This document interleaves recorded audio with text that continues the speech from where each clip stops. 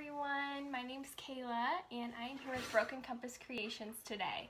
Let me just pull this up real quick so I can see,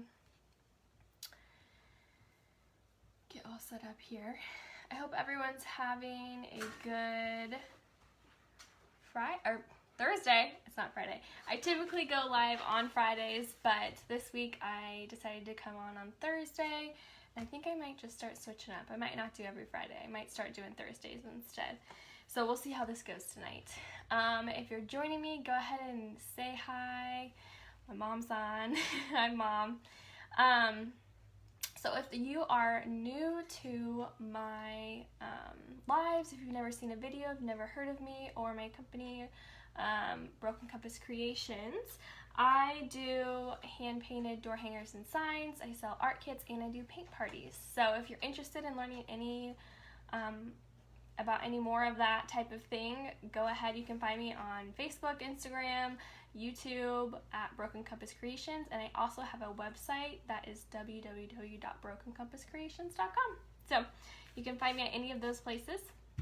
Today I'm going to do a little DIY art project that I think could be really fun to do with any kiddos. So whether you have your own kids or friends' kids or nieces and nephews, grandkids, whatever it is, it could be a really fun art activity to do with them that also kind of has a little bit of a twist to it. So if you don't know, I do have my bachelor's and master's degree in social work, and I've been working in the social work field for the past few years.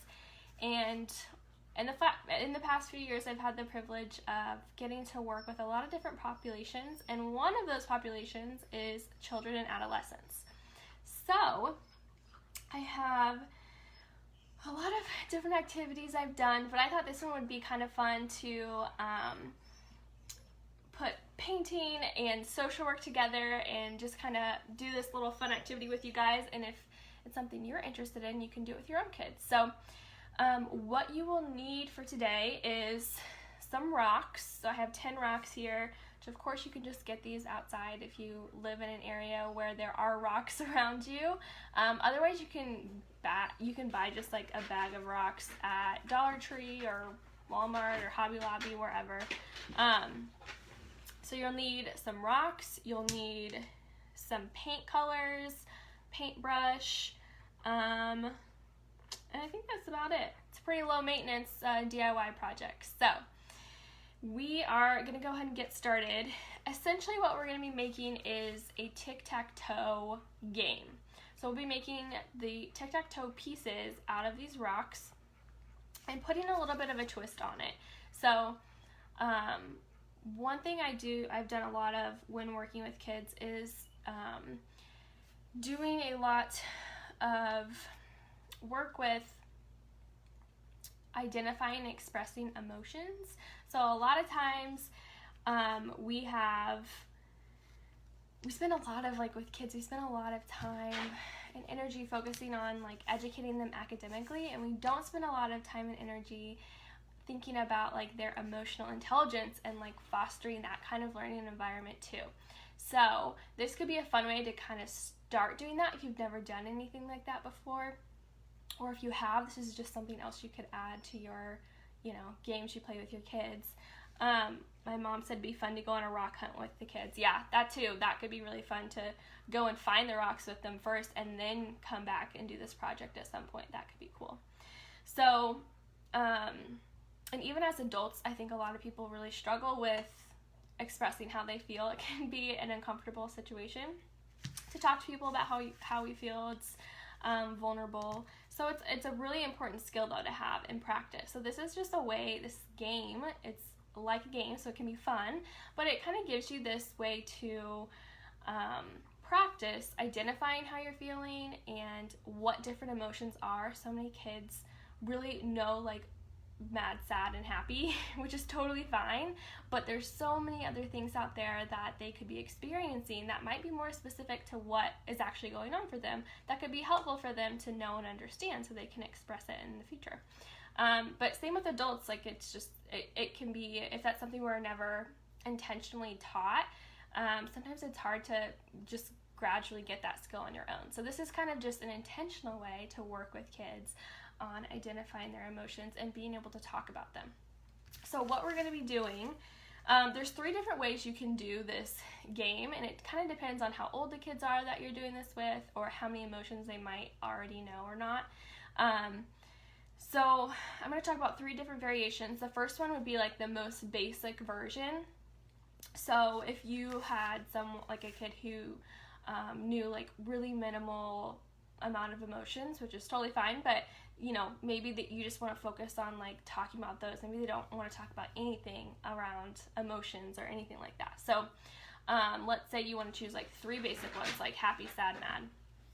What I might do is ask the kid like what color goes with happy, the feeling happy. So whatever color they choose, they might choose yellow, which is a common one, but they might also choose like blue, or it doesn't matter. So that you'll assign a color to that specific emotion. So happy will be, let's say, blue. So then you would paint 3 of your rocks blue. And then your next emotion might be angry. So let's say that's red. You'll paint 3 of your rocks red. And then the next emotion, we said happy, angry, sad. So then you paint 3 of your rocks orange, right? And so you have 3 rocks for happy, 3 rocks for sad, and 3 rocks for bad. So when you go to play tic-tac-toe, we'll still put the X's and O's on top of the color. Every time someone plays that color, they have to talk about a time they either felt happy, someone or something makes them happy, or they did something that made someone else happy. Anything around that type of thought process, that critical thinking process can be really helpful. So then you just alternate, and every time you play one, you'll talk about a time you felt sad or mad or whatever it is. So that's kind of the very basic. It would just be the 3 emotions. That's all you're going to focus on.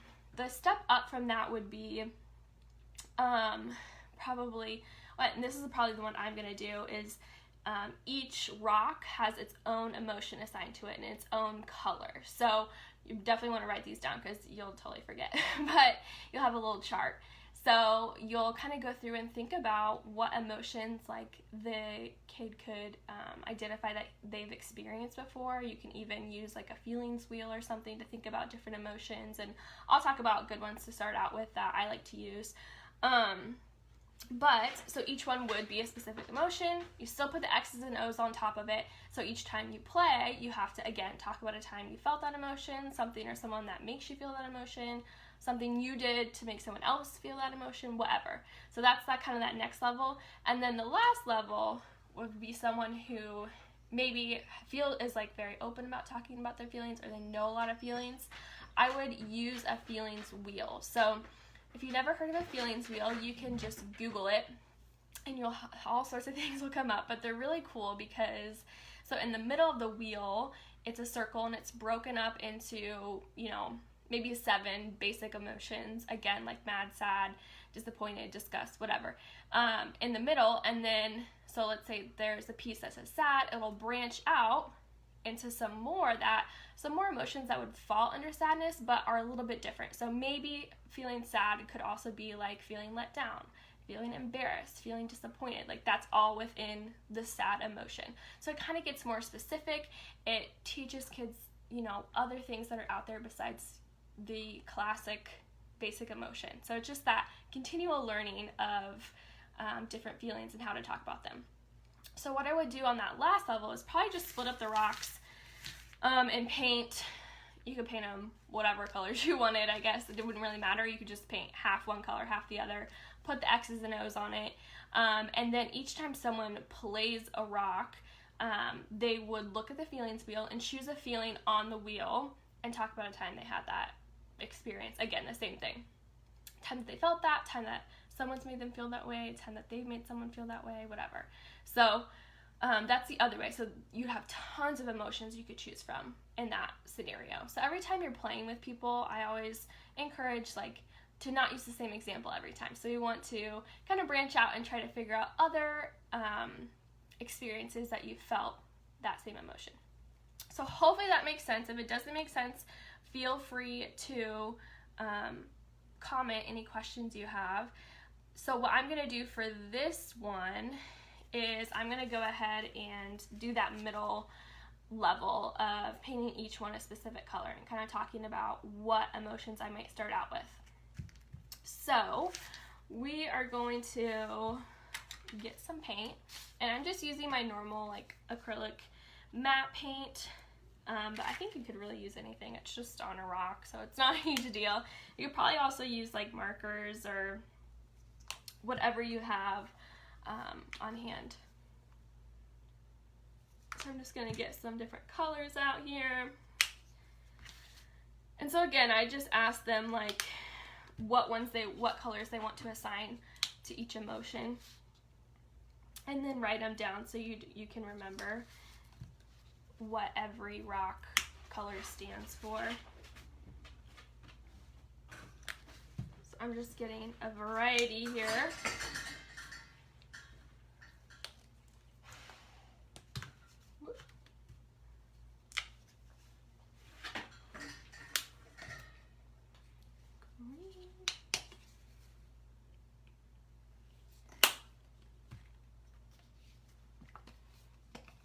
And if you're having trouble like coming up with emotions and stuff, there are some really good books too you could read just to kind of get the wheels flowing as to like what feelings are, giving some examples, etc. Some of the books, I was gonna get them out, but now I think they're in the closet. I forgot to get them out. Shoot, what is that movie called? I can't remember what it's called.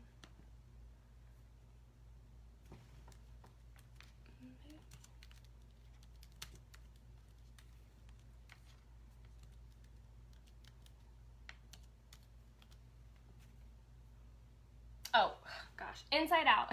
Inside Out is a really great movie if you're, I'm sure lots of kids have seen that, but it has like the 5 different emotions.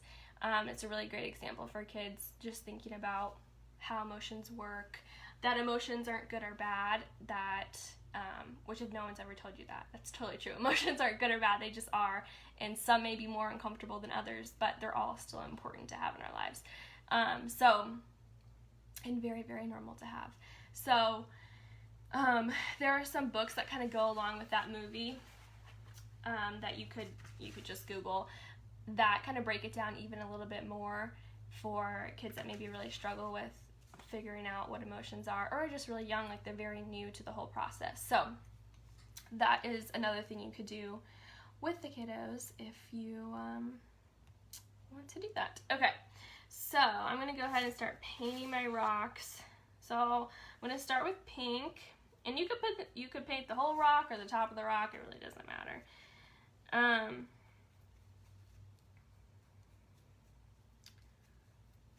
So let's see, what do I want to assign pink? I'll say pink is embarrassed. I think of like when you get embarrassed and you blush. That's what happens to me. So embarrassed, I'm gonna write that down. Pink equals embarrassed. So I think that's kind of a good one to start with, because depending on what age the kid is, but especially like when you start getting into, you know, middle school, even like middle schoolers and stuff, you get a lot of embarrassing things that happen that really feel like the end of the world to kids, even though you might think it's not a big deal. So that's a good one to, I think, ask about.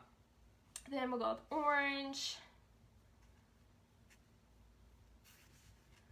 And I'm just painting the top. I'm not even, you know, bothering painting the whole rock. So orange, let's have orange be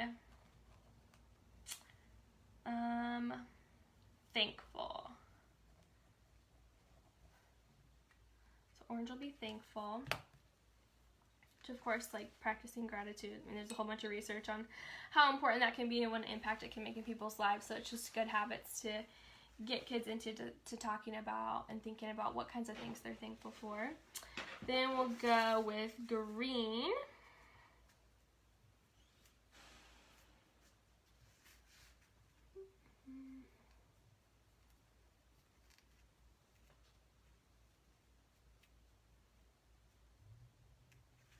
Okay, and I'm gonna make green, let's see, we have embarrassed, we have thankful. I'll make green lonely.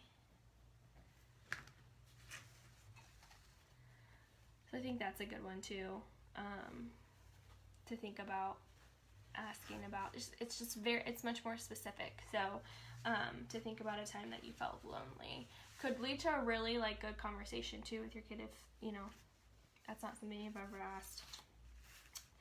Could lead to some interesting conversation. Then we're going to go with blue.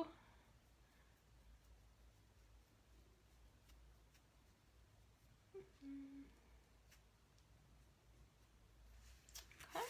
And I'm going to make blue sad. So you can still do some of those like more basic emotions within it. It doesn't have to be all these, you know, crazy things you've never heard of, but so you can still go with sad and still do, you know, lonely at the same time. Can mix it up. Okay, then we'll go, what haven't I done? Orange, blue, green. We'll do with this teal color here.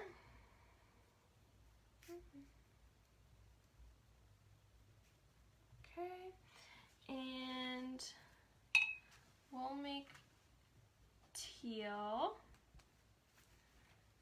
nervous. So that's a really big one. Kind of similar to like anxiety, but a lot of kids, that's kind of like a more difficult one that a lot of kids probably wouldn't know. So nervous is a little easier for kids to understand, like what's something that makes you nervous. You know, the first day of school, meeting new people, talking in front of the class, whatever it is. So that can be an interesting thing to talk about. Then we're going to do gold.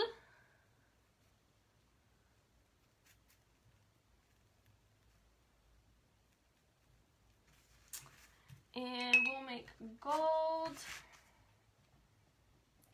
proud. So that's a fun one to talk about too, like especially if you know, like someone who really struggles with self-esteem or something like that, kind of helping them figure out what's something that I'm really proud of, like something I've accomplished or whatever. That's a good one to think about. We'll do yellow.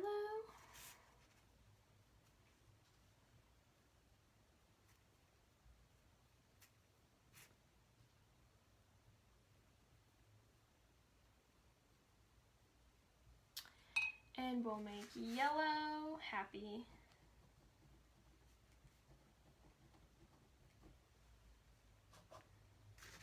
It's a good one for happy. Then we'll do red.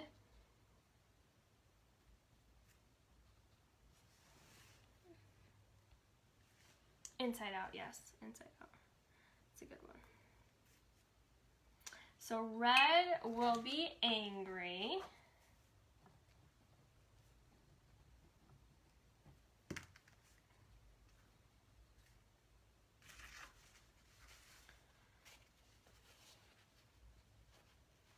Then I have some gray.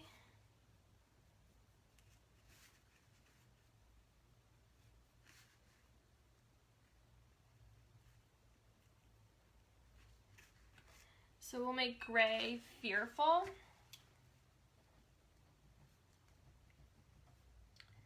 And then the last one is purple. And we'll make purple loved.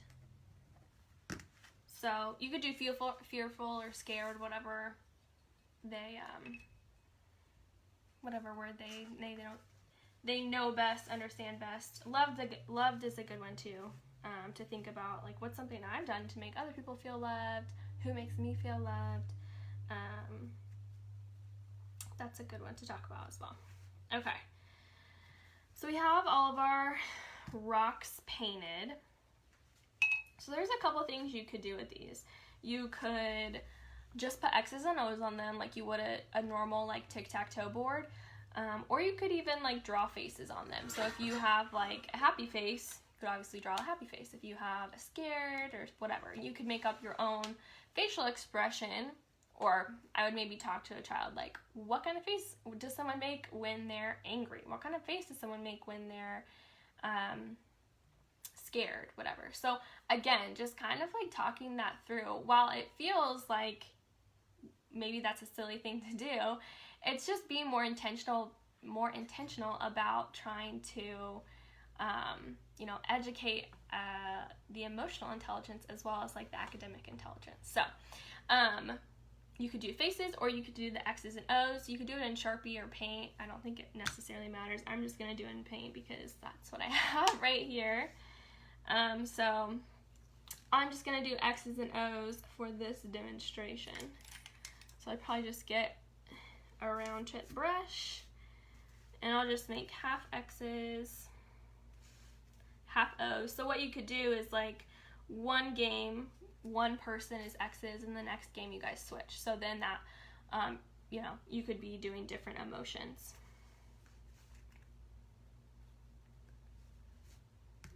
And I try to kind of mix them up so it's not all like all of the really comfortable emotions that we feel like happy and proud are all in the same group.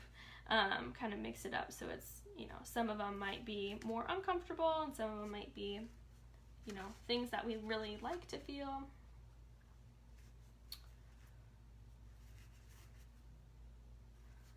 So just painting some of these are still wet, but I think it'll be okay. And then we'll do O's.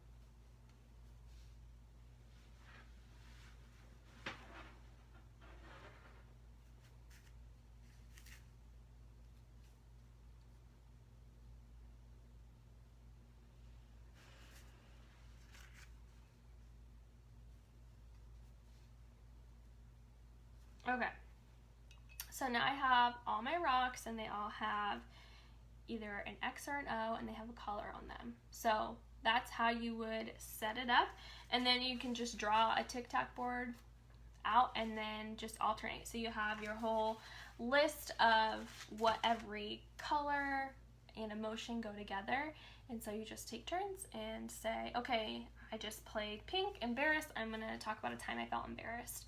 And it can just open the door for even more conversation. It might stop at that, little story that someone shares, but it can also really open up for more conversation. You might learn some things that maybe you hadn't heard before, maybe things that happened at school, or it can be a teaching moment. So if there's an emotion that someone like really doesn't necessarily know what it means, the story they might tell might not really match up with the emotion. So then that's kind of a teaching moment as to, okay, how do I explain what exactly that means? And when was the time you felt that? So yeah, this can just be a really fun, cute little art game to do with someone, and opens up, just gives you space to start talking about some of these things. This is only one way to do this. I've done like a bajillion emotion games before, so you can really do emotion type stuff with any kind of game you have and make it do a little twist. And it doesn't have to be something super serious, like we're gonna sit down and talk about our emotions. Like, it's just a normal everyday thing that we're gonna check in with ourselves, check in with what's going on, and practice talking about these types of things. So I hope you guys enjoyed this little DIY art idea. If you do end up doing this with your kids, please let me know. Post up on my page, send me a message. I'd love to see if it interested any of you guys. And if you have any questions about this or anything else, please feel free to message me. I think this could just be a fun thing to do and could really lead to some cool conversations with your kids if this isn't something that you've ever done before. So, or something like this you've never done before. And lastly, I also want to remind you guys that everything on my website that is under the patriotic tab on my website is 25% off right now until July 4th. So you can get a lot of cool patriotic decor right now on my website. And tomorrow is the last day to order my kits that are for sale right now. So I have 2 kits for sale. One is this really cute ice cream cone. It's a smaller size, so it comes with the wooden blank, the paint you need, the brushes, everything. And it costs $12. And then this one is the bigger kit. It's a sunflower. Again, comes with the paint, the wooden blank, the brushes, and even the sponge pouncer to make these perfect polka dots in the middle. And this kit is $20. So if you want either of these, go to my website or send me a message, comment on any of my posts, whatnot. I can hook you up with one. So I'm taking orders until midnight tomorrow night, so midnight on Friday.